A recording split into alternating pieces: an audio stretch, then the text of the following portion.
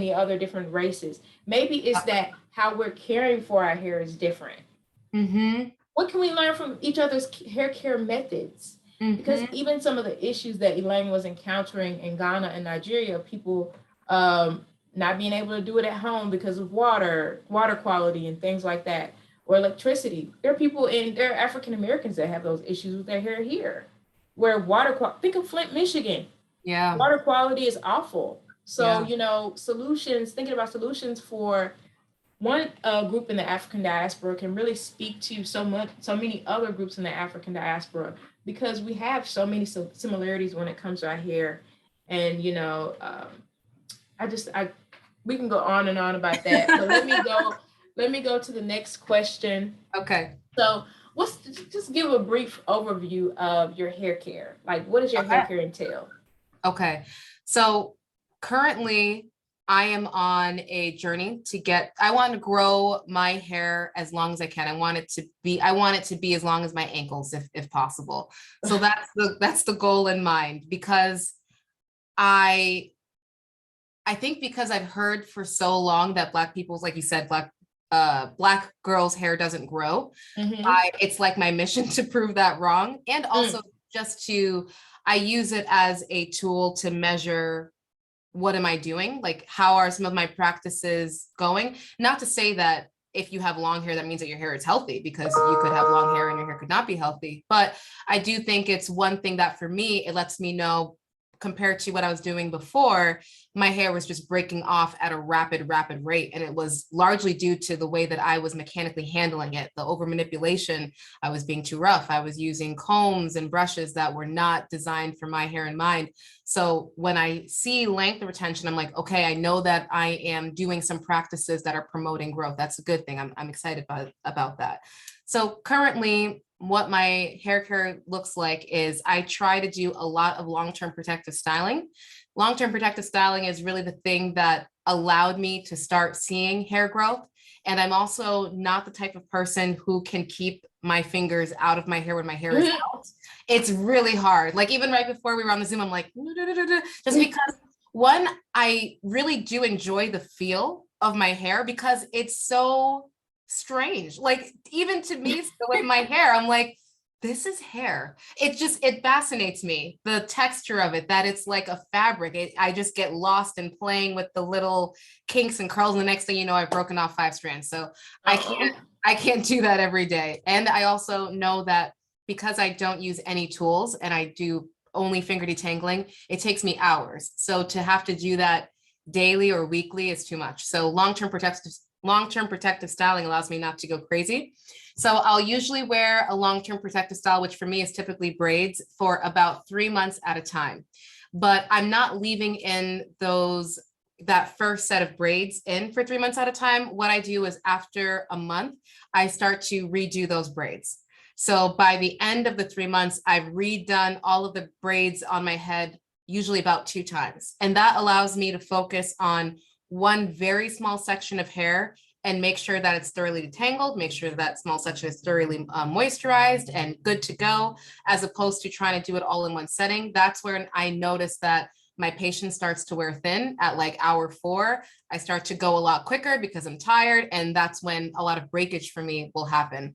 So really slowing things down and allowing me to accept that, for me, hair care is not oh, I'm going to go wash my hair and it's going to be an hour. It's like I'm prepping for my wash day like the week prior and doing detangling over courses of days. I'm pre-sectioning all of my hair for braiding. I'm doing everything in small increments to try to create an environment where I'm having as little breakage as possible. So after 3 months, I'll take my hair out. Like I'm doing right now, I'll see how it's doing. Am I noticing any areas that might look like they're breaking off quicker than another area? Am I noticing any large amounts of shedding? What's the dryness like? And I also just want to enjoy my hair for a week, so I remember why I'm doing what I'm doing. Because like you said, I think in the very beginning, before I started my natural hair journey, I was natural, but I wouldn't say I was on a natural hair journey because I didn't care at all about my natural hair. I was just putting my hair away in weaves and wigs back to back to back. I had no intention of ever looking at my hair. I remember telling my mom that if ever I were to die before her, make sure that you bury me in my Brazilian curly, like 24-inch, because the You did concept, not say that. I did. It's been a journey. Because for me, that I had never worn my natural hair out in public before 2017. Like, and I thought that I never would. It wasn't even something that I would have considered as an option. I completely looked at my natural hair as unacceptable. And its only role was to be a foundation that I could braid my weave into. Other than that, like I don't need to do anything with you. So I don't care what you look like. I just need to have my weave on top of you look good. So I need to make sure that I never fall back into a routine where I'm not seeing my hair for too long. I want to make sure that I take my hair out after those few months of protective styling and remember again just what it's like to have my hair and play with it and have it, you know, be out in the world and hopefully be someone that, you know, maybe other Black girls who I didn't get to see a lot of Black women when I was growing up with natural hair. Maybe I'm in TJ Maxx one day and a little Black girl sees me and I can, you know, just give her a little ounce of representation. So that's currently what my hair care is looking like. But once I get to a certain length where I no longer care about growing it, I think it's going to change and I'll likely still always implement some protective styling, but I think I'll have my hair out a lot more because right now it really is, I'm just trying to get to my goal because I can see the tangible growth every month, but I want to one day have maybe only 3 months out of a year in protective styling and have the rest of that with just my natural hair out in just different various styles. So that's what it's currently looking like. It's always a work in progress and changing just based upon what's going on for me. You know, I went to this conference about Black hair. I can't remember the name of the conference, but there was a speaker there that some of the viewers may be familiar with, Dr. Afia Mbili Shaka. She does a lot of work around Black hair, a lot of amazing work. And someone was saying something in the audience about, excuse me if I have to do this, at sensitivity. Mm-hmm. There was someone in the audience that was like, oh, it takes too much time to do our hair. And she was like, why does that time matter? And she was asking them all kinds of questions to like press them on how they have this possibly Eurocentric understanding of what our hair care should be. And so, yeah, her presentation was about being anti-texturist. It was really, really cool. But what I think of is, there's this book called, do I have it here? Yes, I do. There's this book called Hair Story by Ayanna Bird and Lori Tharp. She might have already read it. I was gonna say, that's familiar. Yeah, you probably already read it. But yeah, it's by Ayanna Bird and Lori Tharp. And in the book, they talked about how pre-colonial hair care at times included people taking out days to do our hair. And that time was just set aside and it was just infused into our cultural experience in certain West African groups.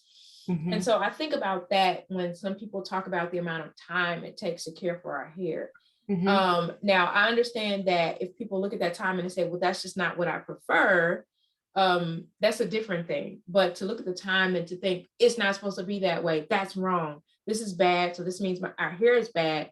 Well, who said that hair is supposed to be like a quick hop in the shower, hop out? Who said that? Who said that initially, or who set that precedent initially? It likely didn't come from people that look like us.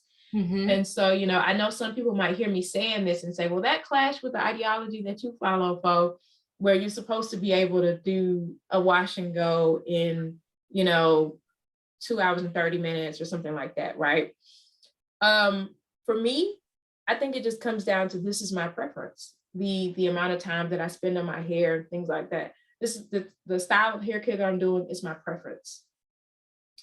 And even with it being my preference, at the same time, I hold space to make sure I understand that we come from a pre-colonial context where we set aside time to do our hair. It was communal, it was bonding, the process might have been lengthy, but it was loving and it was important. And so I still hold space for that nuance there. So when it comes to my own hair care process and overview, I know, and I know some Black people be like, oh my God, we're not supposed to do those things to our hair when they hear how I care for my hair. I cleanse my hair. I cleanse and condition my hair around every 4 to 5 days. Around day 4, my scalp starts to feel hot and on fire. That's just the way my scalp is with any Okay. product lineup or whatever. So I cleanse and condition my hair around every 4 to 5 days, typically with like a gentle cleanser, like a shampoo or a moisturizing shampoo or a cleansing conditioner that has some cleansing agents in it. So I do that around every 4 to 5 days, cleanse, condition. I just use rinse out conditioner. I don't deep condition. The only time my hair is deep conditioned is when I go to my quarterly haircut appointments. I get quarterly haircuts every 3 to 4 months, and I get my hair cut into a shape. So for me, the emphasis on when it comes to my hair, the emphasis is on hair health. And I'm sure that's your top emphasis too. It is, it's on hair health. And then after that is hair shape. But for me, I think where we differ a lot is length comes third. So, Okay. so for me, the top thing is hair health, then hair shape. I get my hair cut into a specific shape for my wash and go, my twist outs, or whatever I decide to wear with my hair out to lay a certain way. And I don't use any raw oils or butters in my hair care. I do use products with oils and butters in them that are formulated to behave a certain way with the type of styling that I'm doing. I think that it is convenient, it's best for me to use products with oils and butters incorporated in them in a certain way, because with the styling that I'm doing, which is mostly wash and goes, it just gives me the best result in terms of definition, longevity, not getting a lot of knotting and tangling, the flexibility of my hair, the way my hair absorbs water. So there's that. It also gives me this flexibility, not using certain raw ingredients, like I don't use raw ingredients, period, actually.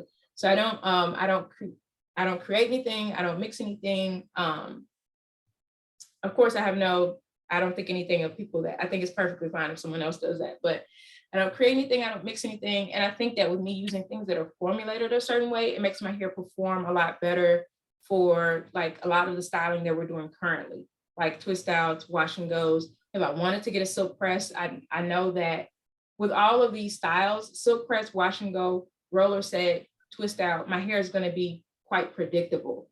There's still things that I can't help, like humidity, but for the most part, my hair is going to be really, really predictable because of the way I'm using products that are formulated to behave a certain way. And I'm also getting those quarterly haircuts. So that is an overview of my routine, and it differs greatly from what my routine used to be. Our routine prior to all those short haircuts I had was I would reapply like a heavy, product, a heavy emollient rich product, so oil and butter rich product. I used to apply that every single night. And I used to apply that with olive oil and retwist my hair every night, and then wake up every morning and take the twist down. I was applying it with water, heavy cream, olive oil every night, retwist in the morning, take the twist down. And then that used to be my routine. And shampoo, I used to shampoo every 7 days as opposed to how often I shampoo now. And I was doing way too much manipulation. It was way too much manipulation to the hair. And then also, it was a lot on me. I spent way too much time doing my hair. But now I like the style of hair care I do now. I know some people will still say, you're doing too much. It's too much manipulation, but I've had great length retention, considering how much I've cut into my hair to create different shapes. I've had great length retention for me to have had a haircut when my hair was like this August of 2020, and it is where it is now. And then a lot of people they're never going to know the length of my hair unless I actually show it to them. Sure. But yeah, so I'm pretty happy with the style of hair care, but that's an overview. I guess, yeah. Did you want to add anything? Yeah, that's so interesting because there are, I would say almost 95% of what you do to me would be like blasphemy for me to do it to my hair. But I never once, there's nothing in me that thinks that anything that you're doing is wrong. Like I truly think that what you're doing is correct for your hair. I don't view any particular practice as right or wrong. It really just depends upon the individual. But I think before, when I was thinking that all of these rules are fact, I'd be like, you can't do that, you can't do this, you can't do that, you can't do that. And it's just so freeing not to think about that and look at these different concepts with an open mind of like, oh, that's interesting that, you know, you could cleanse your hair 4 to 5 days a week and not see adverse effects like drying, which is what I feel like so much of the natural hair community has been scared into believing. Like, heaven forbid you do that, or you don't deep condition. What are you, crazy? What do you mean you don't deep condition? That's not allowed. But no, I mean, if going back to your first question, if that's what works for your hair, then none of that matters. These, I feel like we're very new technically in Black hair care. Like I think we think that we all have it figured out, but we don't. We're really just now beginning to formulate a lot of ideas in comparison to what we were just doing 40 to 50 years ago. So to not be open to the concept that you might think that you know what you're talking about for your hair, but you might not, or you might think that your hair likes that, but it might change in a few years. It might just be your hair right now at that porosity or at that length or at that time management. So I think it's just fascinating that, you know, we both have Afro textured hair, different types of Afro textured hair that responds differently to different practices, different products. I mean, you cut your hair, you said quarterly. I haven't trimmed my hair since 2017, which most people faint when I tell them that. I'm like, and I don't intend to. But you do like little, like you do dusting, don't you? I thought I remember you do dusting. Like you just do a little light. No, I wouldn't say Okay. I do dusting. I only really am cutting if I'm cutting out a knot. I haven't done the search and destroy method in a long, long time. And even that one, I would say that for me, not trimming is a practice that I'm doing right now that I wouldn't say I 100% know that it's the right thing to do. It's a test. I'm testing it out and I want to see if I can go very long periods of time where my hair is put away and I'm not using a lot of hot tools. Do I really need to cut my hair every 3 months? My hypothesis is that I don't, but I'm testing it and I could go another 2 years and be like, you know what, my ends look crazy. That was wrong. That was a failed experiment, but now I know. And I'm not afraid to, I guess, test widely held beliefs and see what works for me. I think that's part of the fun of Black hair care, is not, you know, feeling like you have to be tied down to just one idea. So that was what was going through my mind when you were sharing all of that. Was just so interesting how different our routines are, but it works for her. Yeah, you know, there's this, oh God, I wish I could remember. There was this, I don't know if she was a hairstylist that used to discuss not trimming. She had two rules: not trimming and not using any products to leave in the hair with protein. If I can, if I find it later on, I will put it down below in the comments and I'll pin Awesome. it. But I've heard a perspective before about not trimming. And like you said, that's your practice. And I don't think, oh my God, that's so terrible. But I what I do with my brain is I think about my hair. What do I need to do for my hair? What do I, and then also the second thing that I think about is, okay, so these different patterns of hair care, what can we do to make them more accessible to people where they can pick up on a pattern and feel like they have the resources that they need to carry out the hair care they want to do. So I think about that as well. But there was something else I was going to say. So I think with the what's crazy is what keeps my hair hydrated is cleansing it every 4 to 5 days. Interesting. So, yes. So me replenishing my hair with water is what's keeping my hair, what helps keep my hair really, really hydrated. Okay. And so I think it's because I think there are much more gentle cleansers now than have existed before. Yeah. So there are cleansers now that won't like have your hair feeling like hay, like horrible cuticle raised, awful tangly mess. There are shampoos now that are moisturizing enough that can be used every 4 to 5 days for me, where it's not going to have this really awful, possibly damaging to the integrity of my hair effect. So yeah, there's that. But I know that for a lot of people, they may feel like, oh, my approach is very, very countercultural and things like that. And so what I think of is once again, keeping that space where I honor cultural practices. I'm not going to badmouth cultural practices. And also thinking about how innovation has always been so important to our people. I often hear about the style of hair care that I'm doing. People talk about how it's science-based and it's science-based. And so for some people that turns them off, and they say that, well, science is white-centric, science has been used as, and is currently still being used as, a tool of racism. And also, we've been amazing scientists as Black people throughout the African diaspora. There are many scientific discoveries that have been stolen, that education has been stolen from us and passed off by so it's just like,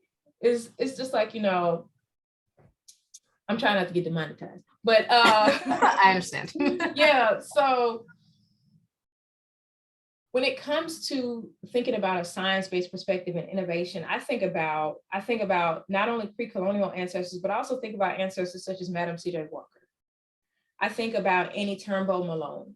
I think about ancestors that Annie Turnbull Malone had some background in chemistry, according to that book, Hair Stories. She had some background in chemistry in the development of her products. So we had ancestors that were dibbling and dabbling in, let's see how to be innovative, scientifically innovative with hair care. So I don't see, the way that I'm caring for my hair now is so countercultural and wrong and anti-Black. I don't see it as any of those things when I think about how there are ancestors that have thought about this infusion of chemistry in such a way in order to make hair care more convenient at that time, for the aesthetic at that time.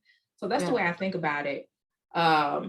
When some people are like, so how does this fit for us as Black people culturally? How does this fit? It fits. Yeah. It fits. I feel like it actually, when the way that I think about my hair care approach, I think about it in a way that honors how scientifically innovative we can be and how amazing we can be when it comes to our intelligence with coming up with new ways of doing things. Yeah. That's interesting. Because I never would have thought about science, even though I understand all of the different ways that it has been used at times as a weapon. I would have never have inherently thought of science as a bad thing or like a white supremacist thing.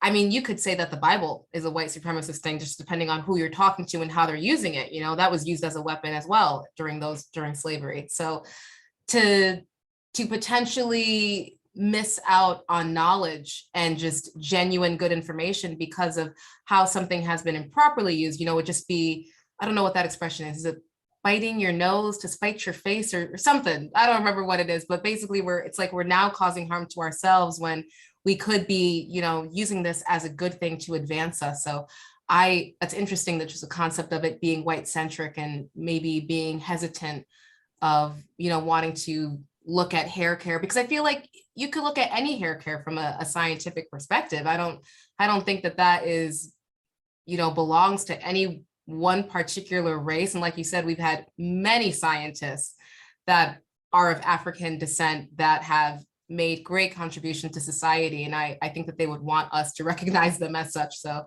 that's interesting. I'm going to have to do some research on that concept in general. Yeah, and I think about this trichologist. I think that she goes by Naturally High here on YouTube. Oh, yep, I know her. Yeah, and so she talks about how to use oils and butters effectively from a scientific perspective.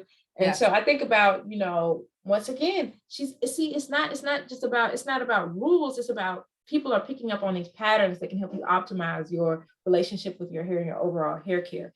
And so I think about her incorporating science and with the use of traditional practices of raw oils and raw butters and things like that. And, people saying that the approach that I follow is anti-Black and, how science has been used to be harmful to us. I have some understanding when it comes to them saying that, because I know that the way that the information has been delivered online about not using any raw oils and butters, I know that the information, the way that, some curl artists are speaking on it, I know that it is jarring for some people. I know that it's very jarring. So I do want to acknowledge that.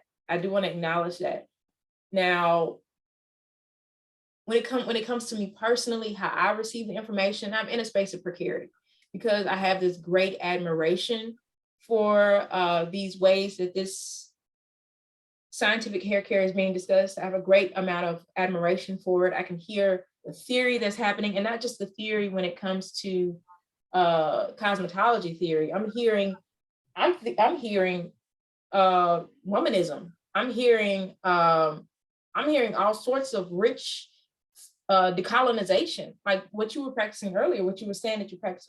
I'm hearing ways of moving away from white-centric perspectives when it comes to hair. So as an academic that's studying hair care, and then also someone who has benefited so greatly from these teachings, I'm enjoying the knowledge that they're providing, and I'm in a space of precarity because I understand how people are receiving the information and they're like, this is jarring, this is jacked. I don't like the way they present it. We ride at dawn. Let's roll up. Like it's an interesting teeter totter to be on, but it is what it is. But the next question. So, and you already touched on this, but you can let me know if you want to say some more about it. So, what hairstyle do you wear the most often, and why do you wear that hairstyle the most often? So yes, if I'm wearing a long protective style, I'm definitely 99.9% of the time wearing braids with added extension hair, for a few different reasons for that particular style. One, I find that braids are the easiest for me to do on myself. I do not go to hairstylists. I have in extreme trust issues. I don't know if I ever will go back. Not that I don't recognize that, especially in recent years, hairstylists have really, I've just been seeing a lot more natural hairstyles popping up in our community. Whereas I remember when I was a little girl, it felt like anytime I went to a hairstylist chair, it was, we're putting a hot comb through your hair and just practices that I don't believe in. So I have a lot of just issues with that concept and just someone else touching my hair. So braids are something that I can do to myself fairly easily. I like the access that I can have towards my scalp. I also like the added protection that added hair gives me, because I notice a difference when, let's say I've just pre-sectioned my hair and they're in individual braids or individual twists, and I just go and sit, on the couch and I put my head back. I can feel or sometimes hear those little fibers snagging on the fabric of the pillow and snapping. But when I have my added hair braided in, it's a lot more reduced, because even though there are parts of my hair that will be exposed in that braid, a lot of it really is being wrapped in that hair. And I like that. On top of the fact that I can be way more versatile with my styles, because I'm wearing that style for so long. I don't like to get bored. So I like to have green hair. I like to have blue hair. I like to have red hair. I like the idea that I get to switch up my style in a way that is safe, because I don't personally, for my hair type, I don't think I'll ever be able to dye it and keep the same level of health. So if I want to experiment with colors, it needs to be some type of fake hair added, and I'm not going to bleach my hair personally. So that's definitely what I wear the most when I'm doing a protective style. When I have my natural hair out, it's 99% of the time always out. I know that, I could do Bantu knots, or I could do twists, or I could do a puff, but there's no style that makes me feel as happy with my natural hair as just when it's out and it's free. And it's just, to me, like it's in its full glory. It's just in its natural state of being, whatever way it would like to be. Sometimes that is a twist out on blow dried hair where it's more elongated. Sometimes that's more of something what I'm doing right now, where it's being controlled by the humidity, and whatever it's going to look like is what it's going to look like. We're going to throw a flower in it and we're going to call it a day. And that's the style. So I don't feel like I have complete control of what my hairstyle looks like when I'm wearing my natural hair. And that's been something that I've had to accept, is almost submitting to the fact that I'm not willing to, in my mind, put shackles on my hair by using products like gel or straightening my hair with an actual hot comb. I haven't done that since I started my natural hair journey. And for some reason, for me, those feel like it's too far. Like it's almost offensive. Like it's aggressive for my hair. Like I think it would be mad at me. And I don't like the concept of, I need to gel you because you're not allowed to be out and be frizzy or be wild. Like, I don't even like the word frizzy. I don't understand where that word was created, but I just feel like when I hear it, it has a negative connotation to me that annoys me. So I would prefer to just call it's wild, because to me, wild, I don't think of it as bad. I think of it as a characteristic, like you can just be out in the world and be wild. You're not something that is tamed easily